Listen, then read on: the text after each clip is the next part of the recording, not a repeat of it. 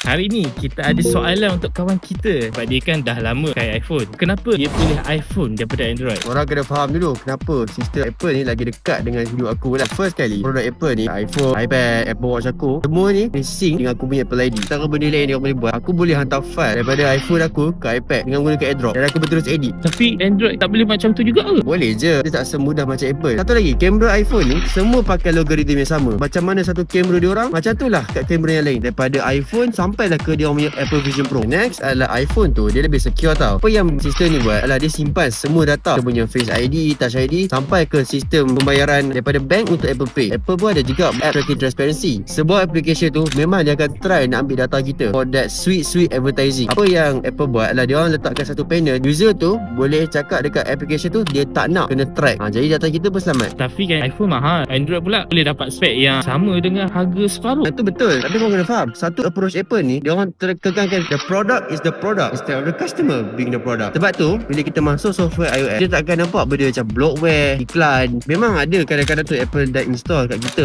Pages, Numbers, Keynote, podcast dia orang, Apple Music. Tapi boleh je delete. Tak macam sistem Android, application tu dah ada dan korang try delete, dia takkan bagi kau option delete. Satu lagi kebaikan daripada Apple punya vertical integration adalah software support dia orang. Orang mungkin buat lawak kata iPhone ni tak tahan lama, tapi cuba kau tengok software dia orang. Contoh paling mudah, iPad Air 2 keluar tahun 2011. Tahun 2022 Apple drop support. 11 tahun iPad tu hidup dekat muka bumi ni. Kau boleh bayar loan kita dalam masa tu. Even loan kita pun 9 tahun, 10 tahun. Mana ada orang buat loan kita 11 tahun? Boleh, tapi mahal lah bunga. Kalau korang banyak gunalah produk Apple dan korang dapat macam servis Apple ni membantu hidup korang, memang lagi sesuai pun korang pakai iPhone tu. Tapi kalau korang still nak customize, Android still lagi flexible. Betul tak? Betul. Jadi kalau korang rasa mana satu lagi best, korang komen kat bawah. Jangan lupa untuk tekan like dan follow kami.